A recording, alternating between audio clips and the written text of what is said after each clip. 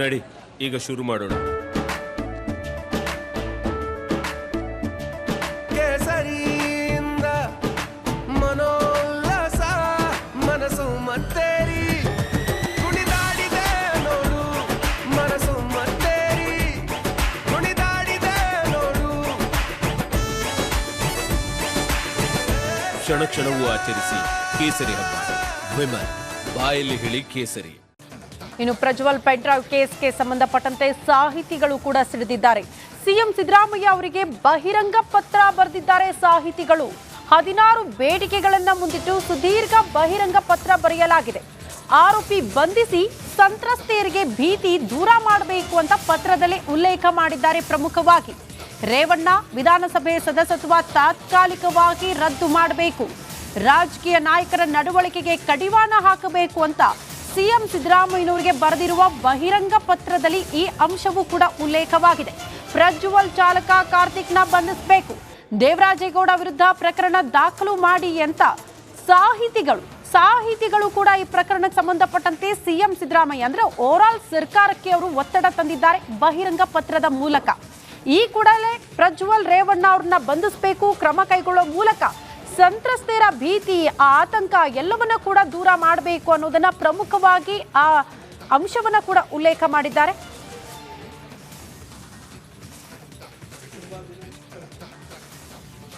ಸಾಹಿತಿಗಳು ಬರೆದಿರ್ತಕ್ಕಂಥ ಪತ್ರವನ್ನು ಭಾಳ ಗಂಭೀರವಾಗಿ ಪರಿಗಣಿಸ್ತೇವೆ. ಯಾಕೆಂದರೆ ಅವರಿಗೆ ಸಮಾಜದ ಕಳಕಳಿ ಇರ್ತಕ್ಕಂಥವರು, ಅನೇಕ ವಿಷಯಗಳನ್ನು ಅವರು ಪ್ರತಿನಿತ್ಯ ಗಮನಿಸ್ತಾ ಇರ್ತಾರೆ. ಅಂಥವ್ರ ಅಭಿಪ್ರಾಯಗಳನ್ನು ಭಾಳ ಗಂಭೀರವಾಗಿ ಸರ್ಕಾರ ತಗೊಳ್ಳುತ್ತೇವೆ. ನಾನು ಪತ್ರವನ್ನು ನೋಡಿಲ್ಲ, ಮುಖ್ಯಮಂತ್ರಿಗಳಿಗೆ ಬರೆದಿದ್ದಾರೆ. ಅದನ್ನು ನಾನು ಕೂಡ ಮುಖ್ಯಮಂತ್ರಿಗಳಿಂದ ತೆಗೆದುಕೊಂಡು ನೋಡ್ತೇನೆ, ಏನು ಹೋಲ್ ಕಾಂಟೆಕ್ಸ್ಟ್ ಏನು ಅಂತ. ನಾವು ಈ ಪ್ರಕರಣವನ್ನೇ ಭಾಳ ಗಂಭೀರವಾಗಿ ಪರಿಗಣಿಸಿದ್ದೇವೆ. ಅದರಿಂದ ಅವರು ನಮ್ಗೆ ಹೇಳಿರ್ತಕ್ಕಂಥದ್ದು ಇನ್ನು ಪ್ರಜ್ವಲ್ ಪೆನ್ಡ್ರೈವ್ ಕೇಸ್ಗೆ ಸಂಬಂಧಪಟ್ಟಂತೆ ಸಾಹಿತಿಗಳು ಕೂಡ ಸಿಡಿದಿದ್ದಾರೆ. ಸಿಎಂ ಸಿದ್ದರಾಮಯ್ಯ ಅವರಿಗೆ ಬಹಿರಂಗ ಪತ್ರ ಬರೆದಿದ್ದಾರೆ ಸಾಹಿತಿಗಳು. 16 ಬೇಡಿಕೆಗಳನ್ನ ಮುಂದಿಟ್ಟು ಸುದೀರ್ಘ ಬಹಿರಂಗ ಪತ್ರ ಬರೆಯಲಾಗಿದೆ.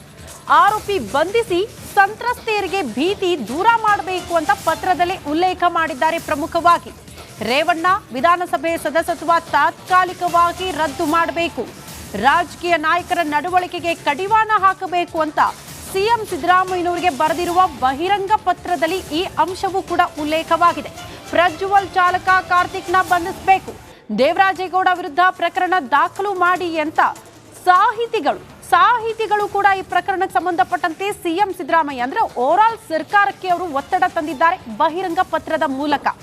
ಈ ಕೂಡಲೇ ಪ್ರಜ್ವಲ್ ರೇವಣ್ಣ ಅವ್ರನ್ನ ಬಂಧಿಸಬೇಕು, ಕ್ರಮ ಕೈಗೊಳ್ಳುವ ಮೂಲಕ ಸಂತ್ರಸ್ತೆಯರ ಭೀತಿ, ಆತಂಕ ಎಲ್ಲವನ್ನ ಕೂಡ ದೂರ ಮಾಡಬೇಕು ಅನ್ನೋದನ್ನ ಪ್ರಮುಖವಾಗಿ ಆ ಅಂಶವನ್ನ ಕೂಡ ಉಲ್ಲೇಖ ಮಾಡಿದ್ದಾರೆ.